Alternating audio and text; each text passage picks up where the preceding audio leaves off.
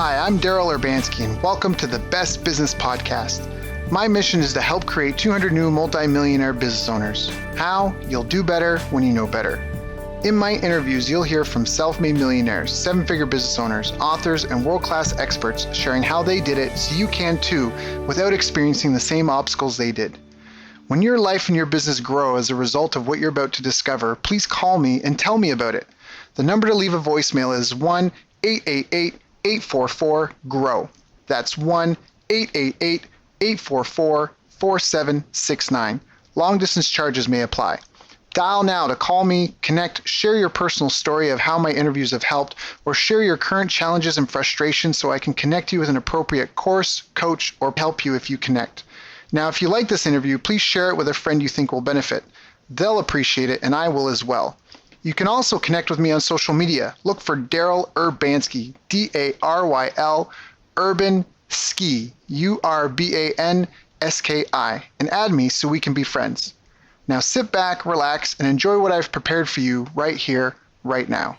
Hello, everyone. Thank you for joining us. My name is Daryl Urbanski, your host as always, and today we are joined by a returning guest and highly respected expert in paid media. I'm super excited for this, and you should be too. The man I'm talking about is Justin Brooke, and Justin is an online advertising expert and has been ever since he turned $60 into six figures with Google AdWords back in 2007. Justin is an author, blogger, speaker, and founder of AdSkills. He's helped over 11,000 ad buyers build more profitable ad campaigns, get certified, and get matched up with clients or job. He's leading the industry because instead of buying multiple courses from different experts, you can learn them all under one roof for one price at adskills.com. I asked him to join us here today to share some insights on how to make the paid media game work for us and what to do when things go wrong. So Justin, thank you so much for joining us, man. How you doing? I'm phenomenal, man. Life could not be better right now. It's one of those times where I'm scary it's going to turn at any moment, but I'm trying not to think that way either, Yeah. Well, it's a maintenance game, it really is. Right. It really is. In the beginning, maybe people are struggling, and then I totally get it, but that's great. That's fantastic. So for those that are new to the game and don't know Justin's background, please go listen to our first interview. There'll be a link to it in the notes. But following up now, Justin, I kind of want to pick your brain a little bit about kind of what has changed since we interviewed you. I think it was like a year ago now. Like what's really changed in the ad space? And so some of that, like I know you were talking about the Netflix documentary, kind of like talking about like digital privacy and that. What are kind of the main things on the industry dashboard right now in terms of media buying? Okay, so to give everybody kind of a snapshot of the industry right now, Facebook and Google are the two dominant players of the ad industry. Google is still bigger. Facebook is really, really close second. However, Google still wins in market cap, in total inventory size, in different ad units. Like they still are bigger. However, a lot of people believe Facebook is better. The reason for that is Facebook very cleverly decided as they built the platform and their algorithms to favor the smaller advertiser. Google favored the bigger one. That's nobody thought to do anything different back when Google was coming around. Everybody was like, oh, we want to attract the Tylenols and the Coca-Colas and and Facebook came around and went after the long tail. And that's why a lot of people see success at $5 a day, $10 a day. And then they're like, oh, wow, this thing's a monster. It's working really well. And they push it to $100 or $500 a day. And the results just tank because it's built to work off of the smaller ad budget sizes. And so there's other techniques and things that you got to do. The quick answer, and we can dive into it a little bit more later on if you want, but the quick answer is you want to have a lot of small campaigns, not one big monster campaign. With that said, just a few other things. The number three, I think it would go between YouTube ads. YouTube ads is hot right now. If anybody's getting a little tired of, because Facebook, the costs are rising, the competition is huge, the rules are getting a little hard to deal with, and if you're feeling that pressure and you're looking for something else, YouTube ads is ready and waiting, and it's gorgeous. It's a really, really hot opportunity right now. I don't believe that will be the same a year, 2 years from now, because I think a lot of people are making that move right now, and like there will be something else a year from now. And then lastly, native ads. Native ads are really strong right now for anybody who has the mass market type of stuff, the dating offers, the health, fitness, financial offers, but it's not good for somebody with like a niche thing.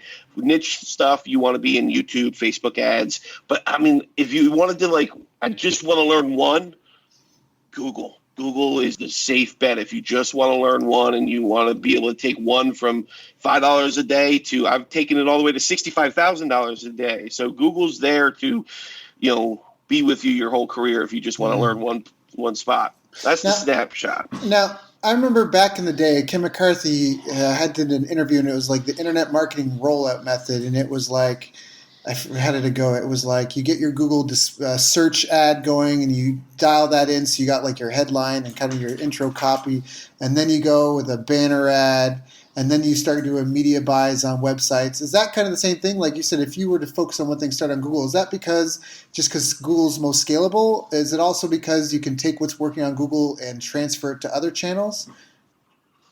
I didn't know about that, but that's very similar to what I'm teaching people today. So yeah, there is a version of that still exists. I teach them to get their branded search ad. So search ads that are running on any of your own keywords, like for me, it would be Justin Brooke and AdSkills and bulletproof YouTube ads, product names, your name, business name, and then retargeting on Facebook, and then like this banner ads and stuff. And so the reason for that is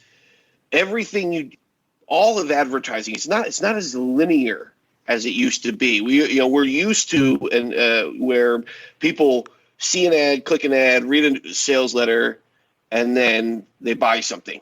Well, today it's more circular. They see an ad, they go and do some searches and reviews, and then they go on Facebook and ask their friends, and then they go and look for some coupons to see if there's any coupons, and then they finally come back to the site. And so you want to have that search ad out there first, because everything you do, all your social media, all your vlogging, blogging, podcasts, ads are going to drop people off over at Google, and you want to have a nice controllable device to bring them in where you want to. And then the retargeting, same thing. Some people, they're going to come to your website, but today we're on multiple devices. So I might see you on my phone, but then I'm like, I don't want to buy right here. I don't have my wallet in my pocket. Later on, I see a retargeting ad, and I'm at my desktop computer with my wallet next to me. It's like, oh, okay, now I can buy. Or I'm by the TV now, and I can finally talk to my wife and get permission to purchase the thing. So that's why retargeting. And then finally, you got to have your discovery thing, and so that's where the banner ads, or I teach people to have a piece of content, a really valuable piece of content, and then that content is going to lead them to wherever you want them to go. But, and for as little as $5 a day, because you get them on that piece of content, and then later on, they're going to see your retargeting ads, and then they're going to Google you and see your Google ads. So I like that. It's a system that we've used, and taught all of our students, and it's very forgiving. You can make a lot of mistakes and still be successful with that little triumvirate system. I love this. So you're saying, and this is, I've heard of the $1 a day Facebook ad strategy, and you're just basically saying, do that. You're saying $5 a day, put your best content out there for people, have a call to action, but don't worry so much about if it works or not, because what you're really trying to do is just build a retargeting list. And like you said, you're starting off with optimizing your remarketing ads and your branded keyword search ads for your product name, your name, the business's name. Because you got to be able to convert those people, right? Before you can, almost like a bullseye, if you're doing archery, you got to be able to make the center of the bullseye work before you can start expanding out the other ring. Is that accurate? Would you agree? Well, it's a little bit more of those are like a fail-safe, like a net, like a trapeze artist net, in case you fall. Those are there to catch the visitors that fall. And the other thing about those is they're not really going to spend any money, because until people are searching for you, you won't actually spend $1. So if nobody's searching for your product name yet, then you're not going to spend any money. And then the same thing with the retargeting. If you're not getting anybody to your pages, there's nobody to retarget. So you're not going to spend any money. So that's why it's great to set those up first, because then when you start doing, look, mine is $5. Dennis he's got the $1 a day. I love Dennis, but the reason why we're using those low budgets is, one, because it's very safe and scalable. Also, the algorithms today are trying to do the best for you at the smaller budgets, because they're trying to attract all the mom and pops, because they already have the Coca-Colas and Tylenols. Like, digital marketing's been around for 15, 20 years now. Everybody's already got the big advertisers. Now they're trying to get all the little guys, and so their algorithms are really trying to do well with the small budgets. And so that's why we have the $1 a day, $5 a day methods, because you can do very well, and then you can inch it up. Got it. So when people are starting, you already said that, you already kind of gave your prescription that when you're starting, start with Google, learn Google, set up branded search ads first for your product name, business owner name, all that, your retargeting. Now, what are the biggest newbie mistakes that you see people making? Like, they heard this prescription from you, they're like, okay, Justin, I'm going to go do it. What are kind of the top handful of pitfalls these people are running into? The biggest thing that I would, is everybody's like, I want it all. They want all the traffic, all the customers. It's like very noble of you to want that, but maybe if you've never run ads before, maybe you want like 5 customers first, right? And then you can get 10 customers. And so what that ends up looking like is they hear about Google ads and they go and they add all the keywords, every possible keyword that they think might, lead into. And then they think of some reach keywords. Well, I know my people like basketball, so maybe I can add some basketball keywords in there too. And I know they own a dog, and their dog may have been a puppy too, so maybe we can add some puppy training. They just start adding all these keywords, and then the same thing goes on Instagram and Facebook. They're like, I heard interests are good. Well, I know my people are interested in salad, and everybody eats, right? So I'm going to put steak in there, and everybody goes to Walmart. So I'm going to add the Walmart interest in there, and and that's what it looks like is they put their whole budget in. And they put all the keywords in, and they try to make this like one big campaign, but they don't really have any skills in it or any experience. So it's more like they just created the most expensive one-armed bandit slot machine kind of thing, and it's like they only get that. Yeah, they get that one pull, and if it doesn't work, then they're like, paid traffic doesn't work. And that's the big mistake. Got it. So it's way better to just, like you said, spread it out, test small. That's from Claude Hopkins' Scientific Advertising. Let the thousands tell you what the millions will do. Test small and scale big fast, type of things. Absolutely. Very small campaigns in the beginning. If you had $1,000, I would tell you to break that up into 5 budgets. So now you have 5 $200 budgets. And with that first $200 budget, I'm going to tell you to create like 10 to 20 $5 a day campaigns targeting different things. So you can still target all those things, but target them individually, because you don't know which of those are going to work. My very first Google ad campaign, I had 900 keywords in there. So I know I did it. I did what everybody I had so there was 900 keywords in this thing. And by the time I was, like 3 months later, optimizing and all that stuff, there was actually only 9 keywords in there that actually led to any sales at all. Wow. So, you want to have those keywords. I wouldn't have found the 9 if I hadn't targeted so many. And 900 is a bit excessive, so nobody has to do 900. Right. But, if you want to do 20, 50, separate them out. So that way you can see which ones are actually generating sales. And that's what that first $200 is all about, it's really like gold mining. When you're gold mining, you have to get rid of all the dirt first to get down to the gold. Same thing with advertising is you have to get rid of all the dirt. So you spend on all the different keywords and targets. So that way you can scrape away all the ones that don't work. and then you leave on the ones that do, and now you bring in that second round of $200, and you reinforce and you reinforce, and that's how you scale up. So I love this because in the beginning you're starting with that, and on our last call I think I brought up when I had my martial arts school I did like a matrix of like 11 different hooks and 5 targets, and kind of had 50. I didn't make all 55 ads, but I think I did something like 30 or something, those combos, and and the best one that worked was free fighter fitness and skill assessment. Plus a free 30-day trial if you qualify. And that worked like 1,100% better than the number 2, which worked like 800% better than number 3. And you brought up the 5x3x2. You said the 5x3x2, which was like testing, I think it was 5 different targets with 3 different hooks on 2 different offers. Is that it? Pages. I usually just refer to it by the 5x3, but yeah, it is technically 5x3x2. So it's 5 interest segments of the market, or 5 keywords, whatever you want to call it, and then 3 different ads, and then it all goes to 2 different landing pages, and that way you can learn a lot with that, And I tell people like the 5x3x2 isn't very stringent. You can do 7x4x3, or like it's really just a framework to make sure you're testing a lot, so that first budget you learn what works. It's like going to the grocery store and buying the right data, and then once you have that right data, now you have the golden goose. Yep. And so when you're saying that you're reinforcing, so we got these 5 budgets of $200. The first one, you're doing the $5 a day, you're doing the 5x3x2 or whatever you decide to do, to head to 20 different small campaigns to test different things.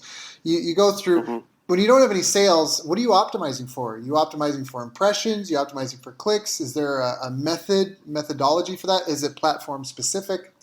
I feel like I know the answer, but I'm asking anyways. It's a little platform specific, but I would be giving the least amount of wrong advice if I told everyone to just go with the conversion objective. The problem with the conversion objective, I'm going to get a little techie on you guys, but bear with me. Strap in your seatbelts. All right. The problem with the conversion objective is, listen, we're all dealing with algorithms today. Okay, that's a big thing to understand. We're not dealing with humans and things like that. We're really bidding to the algorithm. And so the algorithm needs data points to algorize, to understand what to do with anything, right? And so in the beginning, if your data point that you're sending over, your signal that you're firing is a conversion, but you're only getting one every other day, it's hard for the algorithm to optimize anything. Right. And you should see I'm waving my hands around in a circle when I say I can't optimize anything.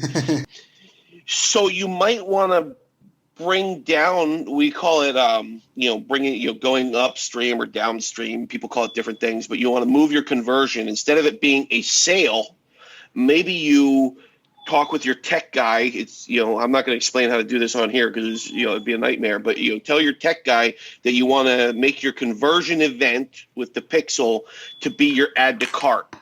Okay. So people that are clicking the order button rather than buying. And the reason you would do this is that action directly correlates with the sale. If you were to get more add to carts, more order button clicks, you would get more sales. Okay. So moving it upstream a little bit allows you to fire more signals over to the algorithm quicker, letting the algorithm get trained and get smart, faster, so that it can start driving more sales for you. Got it. And that's really the name of the game today. It's all about training these pixels that all the ad networks give you. I create a new account for every product these days. That way I can really train that pixel and the algorithm to get me exactly what I want. Got it. Now, you mentioned with Google, this is where I don't know if this is advanced or not, but I've heard about this, smart display campaigns with pay for conversions. Does that exist? Is that real? Does that work? Do you start off with that? What is that? Yeah, it's real and it definitely works. It is not magic. It is not like you just turn it on and, hey, whoa, we're good. It's a little bit more like you Go ahead. Can you explain what that is for the listeners?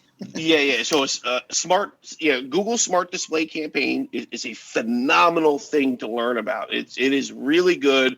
It is a great tool for somebody who doesn't really know how to do a lot with ads. It's one thing to learn that's not too hard to learn, and I'll explain more about it. But it's also very, very scalable. I mean, this is one of those ones that I used when I went to $65,000 a day, and that was profitable. So it's, and you can start something like this very cheap and then get to that kind of result. So what it is instead of you doing all the testing, a good advertiser, a pro would test a lot of headlines, a lot of images, night and day, different times. Instead, Google's going to do all that for you. And so when you start a smart display campaign, it's going to ask you to load up a bunch of headlines, load up a bunch of images, and then it's going to go to work. Now, here's the thing. It has to run for 14 days untouched. So that's where some people don't have the stomach, But if you do, so what Google's going to do is it's going to test it a bajillion different ways. I mean, more than you could possibly ever do. And it's going to do it at the speed of electricity. I've heard they're even testing like moon phases, they test everything. So they're going to run it through their dryer, their tumbler for 14 days, and they're going to find out exactly what works. And then from there, you can start scaling it up. You're still going to pay per click until 100 conversions. Okay. Once you have 100 conversions, they're going to allow you to start paying what's called a target CPA, which means you're still going to actually pay per click, but we're going to try and get you within this cost per sale.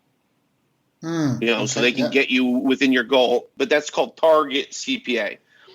Then after another 100 conversions, if things are going well, they will unlock something. I forget exactly what it's called. They change little variations of the dashboard, but it's actual CPA. And this is where like Google becomes your super affiliate, and you're paying just per sale, not per click. And this is, Perry Marshall calls it the jet stream. It's also called display campaign optimizer. It's when the full might of all the billions of dollars Google has spent on machine learning and data is going to go to work for you.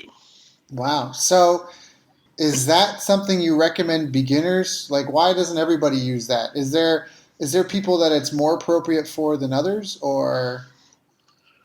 So why doesn't everybody use that? It's a little techie. It's not very, when you open up the Google dashboard, it's like sitting in the pilot's cockpit. There's a lot of buttons in there, and, it's not instantly apparent which button is the smart display campaign button. And sometimes there can be little tricky checkboxes and things like that if you click the wrong one, now you're not, optimizing the right way. And so there's a learning barrier there. And that's what I mean by, if you're willing to do the learning, this is one that the juice is really worth the squeeze. And then the other thing is they got to do that 14-day thing. And not everybody like can. Unlimited budget for them? Like that 14-day thing, that's the part. I remember I took a look at it, and that was the reason. It was like shiny object. I was like, ooh, smart display. I wasn't focused on that at the time, but that was the part that got me, was when it gave a notice that, you have to get X amount of conversions before you can do cost per action. But I didn't know what does that mean? Does that mean you're basically giving them a blank check, or you're setting a daily limit? What do you know about that? You can set a daily limit. This one, I don't know that $5 a day is going to be. Google can't do much with $5 a day, Right. So I would say, I would tell people, $100 a day. It would be the floor on this one. But you're making a $1,400 investment towards making $1 million.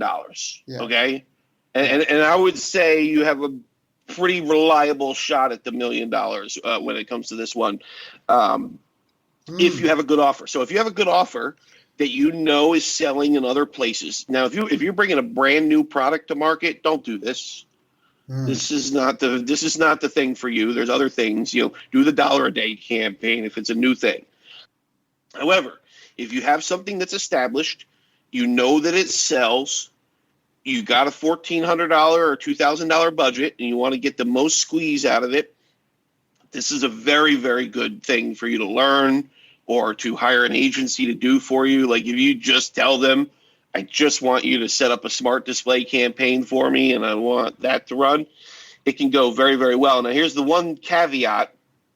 It's like a bullet train, okay? It's very good once it gets going, but sometimes it can get off track a little bit. So one time when I was doing this with a client, we were scaling, and as you're scaling, it has to get more inventory. It has to broaden its scope. Does that make sense? Yep. So as it's broadening its scope, it's got to buy more targets, more people, more eyeballs. Right. It kind of veered off into coupon land. And coupon land, for the right offers, they can work really, really well. However, for the offers my client was running, coupon land was all of a sudden he's like, dude, and we're driving 10,000 plus leads a day. And all of a sudden the open rates just start tanking. They're just horrible. It's going bad. He's like, I don't know what happened recently, but the leads we're getting all of a sudden are really, really bad. We either got to turn this off or we got to figure it out. And so when I went into the campaign and I started looking at what Google was targeting with the smart display campaign, it had added in all these coupon sites. And so if I wasn't you still need a human there to kind of be measuring and making, to verify what Google is doing. And if I wasn't, then I would have got a really bad result. But we were watching it. And so within 2 days, I was able to go in there. I was able to assess, okay, it's all these coupon sites that don't match everything else we're doing. Let's tell Google to stop that. And then it got right back on the right rails. That's awesome. Yeah, that could have been a dangerous, because once you get to that level, like it's great because you're making money, but you can also lose a lot of money really quickly if you're not watching it. So I think that's a really good lesson there. Right. So going back to the people, because like you said, at $100 a day, that does cut out a lot of people for getting started. But it sounds like if they can afford, a couple $1,000s and they've got a proven offer, this is definitely something to look into. But for those people that are at the bottom just trying to get started, how do they troubleshoot their campaigns? They're doing they got the $1,000, they divide it into 5 groups, they did the initial testing, they're reinforcing it, they're trying to optimize for conversion objectives or add to cart button or the nearest thing to that if they can. What are the other ways that those kinds of campaigns go wrong? Like, what do you do? I mean, I forget what it was, but you used to talk about how people always, I forget how you used to say it, but you used to talk about how people are always waiting for the perfect campaign where you're just looking to take shitty campaigns and make them better. It was something like that. It was like Absolutely. It was like you expect campaigns to not work. And so how does that methodology? They do. I've been doing this 15 years. I've run over 5,000 campaigns. I've spent tens of millions of dollars, and I can still count on one hand the amount of times that I had a first-time winner. So it just doesn't happen. And so you got to learn how to fix campaigns. And the way, and I kind of learned this way of thinking from my father, who's a mechanic. The guy would come to the shop and say, hey, my car don't work. That's the macro goal. We got to get the car to work again. But what part of the car is not working then becomes the problem. There's a lot of micro issues going on that affect the macro issue. So when you look at the ad campaign, sales is the macro goal. We got to get sales. Okay. Right. Beneath the sale are all these micro things like the impression, the click, the time on page, the conversion rate. Do we need to increase our earnings per sale?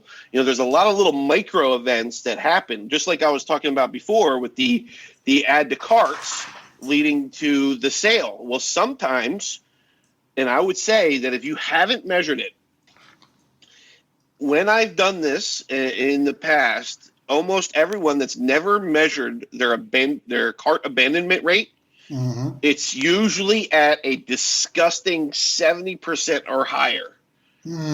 80, for every person clicking your order button, 8 of them are leaving without ever buying. So you Which get is a ton of money on the table. A ton of money on the table. So that's usually one of the first things that I look at. I look at page load speed, the 2 biggest needle movers.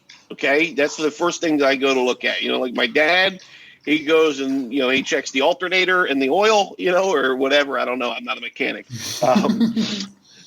But when I'm going under and I look at page load speed and I look at cart abandonment rate, because those are the 2 biggest needle movers. And if I see that your pages are loading at 7+ seconds, I know that right there is a big opportunity where I might not even have to change anything in the ad, but I can just chop that page load speed in half by doing a few optimizations, image size and, moving the code around and stuff like that. I chop that load speed in half. All of a sudden, now you're getting enough sales from the clicks that you're getting. Or I go and look at your cart abandonment rate, and I see that you have, an 80% plus people. So for every 10 clicks on the order button, 8 of them are leaving. So I start working that down using some retargeting, using some email marketing, using some best practices and things like that. And so now we get it to only 6 are leaving, and that's usually about as good as you can get it. 50 to 60% cart abandonment rate is really, really good. And so you get that down while you're getting the page load speed down.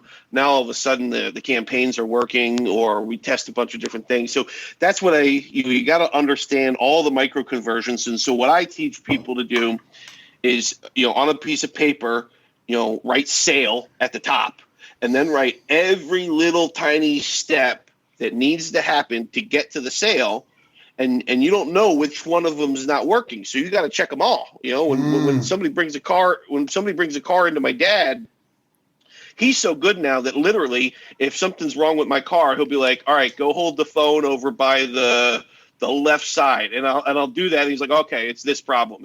He can hear it over the phone. But until you're that good, what you got to do is you got to check every little step. Okay, so you got to look at your impressions. Are you getting? Is the ad network sending you enough impressions? Okay, they are.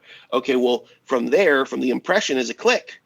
Are you getting enough clicks per impression? That's your click-through rate. And so you start walking up this ladder of micro conversions until you find the spot that is the issue. It's usually pretty glaring. You will see like, oh, this number looks good. This number. Oh, there it is. That's the number that doesn't match all the other numbers. Okay, that's the spot we got to fix. You fix that, all of a sudden you get sales. So the idea is you want to keep a steady flow. You don't keep, this is the part I think it's important for people to understand, is you should be using your paid ad budget almost like you would if you had hired a sales rep. This is again from scientific advertising, where if you hired a sales rep, you wouldn't expect him to go out and start making sales on his first day. You'd expect him to go out and try to make sales on his first day, but you would be very understanding if it took a few weeks for them to finally get a sale and understand the product and the questions and all that sort of stuff. And it sounds like that's exactly what you're saying here, that you'd rather have someone spend $5 a day instead of $100 in 2 days, and with $5 a day start looking at these metrics and basically reverse engineer it, beginning at the order form, and the moment of the collecting the cash. Take a look, and if you're not getting sales, are people getting to that point? And if they are, is it loading fast enough? Is it taking 15 seconds to load? And why are they abandoning? And then reverse engineer back up to where they initially see the ad, and optimize that way. But the whole way through, you got to keep, like, eyeballs got to be sacrificed, right? Like, you just got to keep the machine on. Yeah. Yep. 1,000%, man. That is why we tell people to use these lower ad budgets. It's one, the algorithms today are favoring them, and then 2, you got to be able to remove your emotion from it, and you got to know that it's not going to work right away, and that you're going to have to work on it a little bit. Look, advertising isn't magic. It's not like, it's not a luck, it's not a lottery, it's not magic, it's a trade, just like anyone else. I run a trade school for digital advertisers, and we train them up, and we teach them how to look at the micro conversions and work on a campaign just like a mechanic works on a car. And so you can do these same things if you understand the micro conversions and just get under there and start tweaking things. You will get to the result. And paid advertising is a very worthy to learn in business. I've been fortunate enough to be a part of campaigns that were doing millions in sales. I was typically there at the beginning, but once the budgets got to a certain level, it was well beyond my understanding. I knew principles, but I wasn't so well There are versed. people that are now starting hedge funds for advertising. I don't fully understand it. I'm not, in the financial world. I've done a lot for clients, and I try, but basically, for many years, and I've known this, that's why I put my money in advertising campaigns, but the advertising campaign ROI is generally way more than the market. The Yeah, market's trying to get 4% to 12%. yeah, I yeah. crush 20%, 40% all Oh day yeah, long. yeah. And so guys are creating hedge funds where investors are pouring money To into marketing big campaigns. giant media buying campaigns. That Yeah. makes sense. I always said that. I remember when I had, I remember when I had my little martial arts school and I was doing the paid ads at the time. My buddy was like, "Oh, you should buy some." Maybe he was right. I don't know, but he's like, "You got to get into crypto and you should buy stock." I was like, "Forget that. Like, what's the ROI on that? Like, especially he's like, you need to get some index funds." I'm like, "What? Like you said, like, what's the ROI on that? Like 3%, 5%? Like, like for me, I'd spend a couple $100. Like, it gave me a license to print money essentially because." And I wanted to actually ask about this. This is kind of my next question. I was going to ask phone versus page. I took what I learned with my online marketing and I figured out who we were targeting. And I could get so much. I was a geographic, local based business. So there was only so much traffic per month. I did a lot for like SEO and that. I think I took like my web visits from like 50 visits a month to over 1,000 visits a month. But I realized that only about 100 people were in my city. So I was having like 900 plus people come to my site and I had nothing to sell them.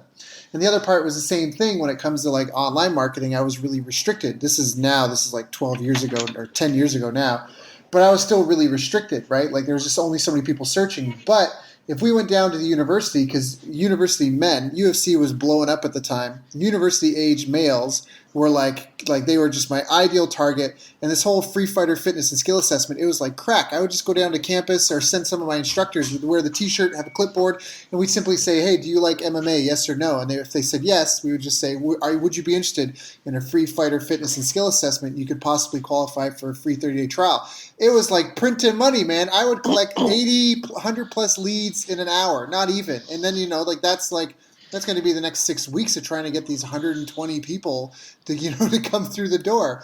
So turning that into my next question, do you ever recommend, like, do you always say, like we talked about the 5x3x2, do you recommend people make pages or do you recommend people get on the phone first or does it not matter? Do those change the game at all? Driving to a phone versus So driving to a page. I think in the beginning, you want to just worry about the page, and then you want to add in the phone because you're always going to make more money. There's only so much digital marketing can do. Like it's great, it's phenomenal. It can take you far. It can take you to 8 figures. Okay, so it can take Mm. you far, far. But almost every 9 figure, $1 billion company, or if you want to get to the 8 figure level, 7 figure level faster, they're adding in the phone. They're adding Mm. in Mm-hmm. offline Mm-hmm. components. It could be the phone, it could be direct mail. When you start, adding in more than just the digital, you're going to get a much higher average order value, customer value, which is going to allow you to scale up that digital marketing. The Mm. best play in the world right now is getting your leads online and quickly taking them offline to the Mm. phone and to direct mail. Yeah, that's why I asked because a lot of my past and present clients, a lot of them are starting to build phone teams, and I know that when I was working with John and we did a couple of million, we get basically like a 30% bump off any campaign we were running if we had phone reps that were available. But I was just curious about Yep. that. Like, how do you get your copy dialed in? Because I know a lot of people I've talked to recently, like even in the last month, there's like 4 or 5 people that I've talked to them. And they're like, "Oh, I'm pushing traffic, and but I'm just looking at you know heat maps and scratching my head trying to figure out why they're not buying. Like I'm looking at Google Analytic data and heat maps and like that's it. So I was trying to like, how do you figure out what to say on the page? I'm not How do trying to you start a figure out what? conversation, but yeah, I'm not trying to start a conversation on copywriting, but that was Mhm. like that. Like, is there a basic template or structure you recommend?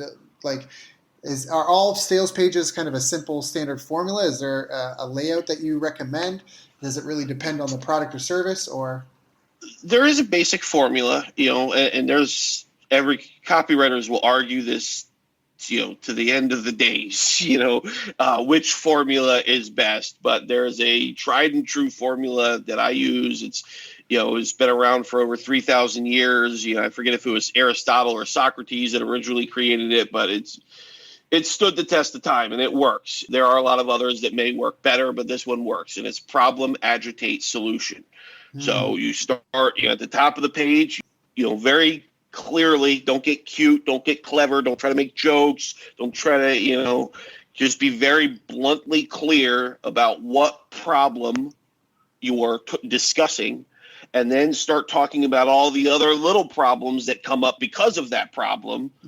You may have the problem of being overweight, but that creates, your pain in your knees, and you can't breathe, and then you have embarrassment, and you have mental talk, and so you start agitating the problem, and then you start going into the solution. So that's the basic format of every sales pitch that's ever existed in the world. You can look at any infomercial and kind of break it down to problem, agitate, solution. And so, but then beyond that, there's a great book called Cashvertising, and it's a very short book, but it's full of a lot of really good information. It's not something, you may be able to read it cover to cover, but it's more of like something you pick up every once in a while for some ideas. And what I got out of it is when I test my 3 ads, going back to the 5x3x2, my 3 ads, one of them is an angle that's taking them towards pleasure. So the messaging is taking them towards pleasure. Another angle is taking them away from pain. So, one angle could be, here's how you could get rich or build wealth. The other angle is, here's how you could save money every year. So that's towards pleasure and away from pain. And then another one is controversy, saying something that's very contrarian to what everybody else is saying. Glenn Livingston calls it the voice of contrarian reason. Yeah. And so you want to have those different, you don't know what, the market resonates with, what is their buying trigger? Are they, like the internet marketing at whole is a towards pleasure. They want that. They want to make $1 million, where the masses want to save $500 a month. And so you have to understand which angle drives your market, and that's why you test them. There's also one of my ads for a long time I was running the ad. It was flipping websites for profit. How to just like real estate but digitally online, and my angle was how to make a lot of money flipping websites. How to flip websites for like $50,000 or more. And I did all right. I made some sales. But as I optimized it, one of the angles that I tested was how to flip a site this weekend. And that killed it. People will more people, I should say. There is a market for people who want to flip a website for $50,000. But there is a massive market for people who want to flip a website for just $500 this weekend. Right. Yeah, I love that. I think that's just in any market. It seems to be the largest group is always the beginners. Like I remember coming from martial arts background, you go to a tournament and there'd be like 1,000 white belts and 500 blue belts and 200 purple belts and 30 brown belts and like 2 black belts, and that's the competition. You'd have a whole country together, and that's how it would break down. So. That makes a ton of sense. And so you can either go high ticket offer to the black belts, or you could go low ticket offer to the many. Both strategies work. You just got to, and really, if you're smart, you do both. That's what we're now doing in AdSkills. We started AdSkills was, and I knew because everybody else was going after the beginners, I went after all the advanced. That's how we built up 11,000 customers. Is I was the only guy addressing the advanced people. And now that we have our stable base of customers, I've got my beginner offer that I'm scaling out. So do both, but maybe figure out, will you have an easier route into market going advanced, or will you have an easier route going beginner? You never know. So think about that strategy. That's and it's funny. It's like you read my mind pulling that up, because when we were talking about this, that's what when I said about newbies, you reminded me of a client I had years ago, Canada. He had a moving company, Frank the Mover, and they're still around today, and they're like the high end moving company. And I was working with him, and he had like maxed out his like what he felt was, again, geographically based business. Only so many people are moving per month. And we came up with the idea of him opening up a low ticket, which is move for less. And so in the same city, there's two sets of ads. But if you call one phone number, it goes to one phone, landline. I mean, this is kind of early days of the internet. If you call the other number, it goes to the same secretary, same receptionist, same office, same everything. But if you order through Frank the Mover, then they wear the Frank the Mover shirts. They got the Frank the Mover truck with the logo on it, the spreadsheet or the forms with the Frank the Mover logo. If you move for less, you get the trucks that are just white, nothing. They're wearing white shirts and you're getting blank forms, and it's like, and of course the service is different as well, but he decided to compete with himself in that respect. And that actually just speaks to what you just said. That's definitely that's really, really smart. That's highly, That's an advance. That's the big nugget for some of these people listening. Once you get established, if you feel like you've saturated your market, that's huge. Justin, where do you think the future of this is going? What do people need to be aware of? What's on the horizon? Where are we going to be talking about in 3 or 5 years from now? Is it going to be chatbots? Is it going to be AI? Is it going to be that? What is it? I forget. Privatize, or what is it? I forget people are owning their digital data more. Where do you see things in 3 to 5 years from now? So 3 to 5 years is still a little short. It's definitely in the 3-year range. It's up for grabs what could happen. But I mean, you can take a look at the track that the internet and all internet advertising has been going on, and it's getting more and more complicated. Or I should say sophisticated, not complicated. And it's just maturing. Look, the internet is almost 20 years old now. So it's starting to become an adult and doing adult things. It's not just the old days where you used to call up a website and say, hey, can I advertise on there?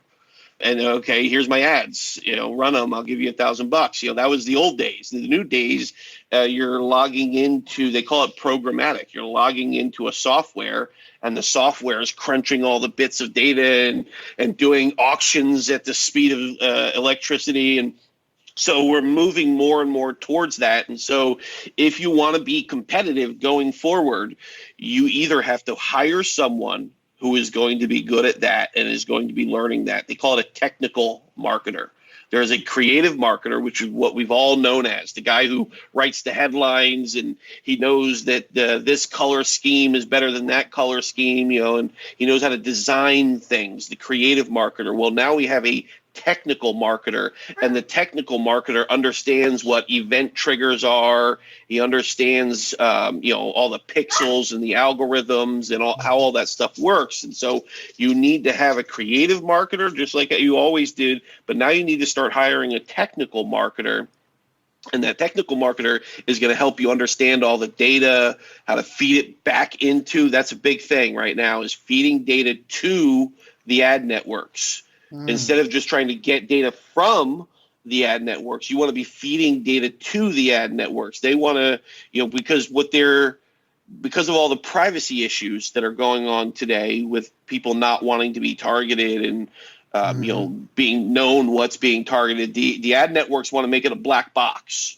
But they can't right away, because that would be a big jerk to the advertising industry. All of a sudden, if they turned around and tomorrow it's a black box, the advertising industry would revolt. But how do you do that? Well, it's the same way you cook a frog. You slowly start turning up the heat. So that's what they're doing, is they're slowly starting to take away interest in categories. And so I believe in the future, maybe 5+ years, you won't be able to target anything. You'll just have your data, and then you run the ads, just kind of like Smart Display. They will let you load everything in, and then they will look at your conversion data, and they will pick what you're targeting and what you're not targeting. And so you're going to need to be very good at making sure you're giving them good, clean data so that you get the result you want back out of the machine. Yeah, that makes total sense. That makes total sense. So, and is that something that's at risk of being replaced by AI, or is that something you think will always need a human touch? I think for a long time, AI, there is no AI. If you really, and that's a whole nother podcast. There's just machine learning. It's a bunch of if then. They've just strung together a bunch of if then sequences, and that's what they call AI today. But for a long time, at least the next 10 years, it's just machine learning that's getting better because there's more data that's been given to it. And so it's going to start looking smart. But right now, it's very dumb. I mean, it's a car crashing into the wall 80,000 times until it finds the one hole that it can go through without crashing. That's the level of intelligence we're at right now. But we're able to give it a billion, tests within a week now. Yeah. So we're able to train it very fast, even though it's still a brute force kind of training. And so that's going to continue to go, but it's just going to get smarter because it'll be more and more trained for the next 10 years. And then after 10 years, then we start coming into where you might not need a human anymore watching over these things because it's just going to be trained so well on so many different things. So in the meantime, between now and then, as like you said, a tradesman, a paid expert, is world class at what you do. What are some of the daily habits or rituals, routines that a person needs to keep? I think you should start,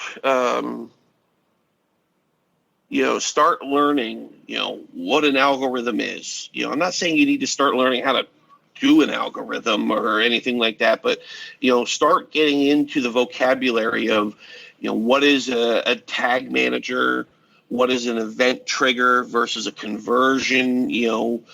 What actually is a pixel? How do they make a pixel? How does it work? You need to start understanding these things because this is the way we're going forward. Just like we used to need to understand, the Zignoric effect or, headlines and, these different copywriting type of terms. We learned direct response.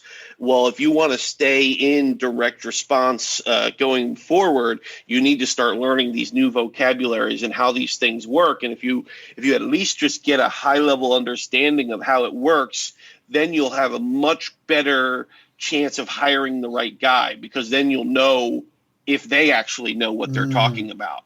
And so that's what I think is the most important, just start following some blogs, maybe pick up a beginner's book on algorithms, and just start absorbing yourself into what this is. I usually call it brute force learning, where I just keep watching YouTubes and reading books, and I don't really understand what I'm reading yet, but I know that every day I pick up another word or two, and within 2 weeks, within a month, all of a sudden I can I can talk the talk.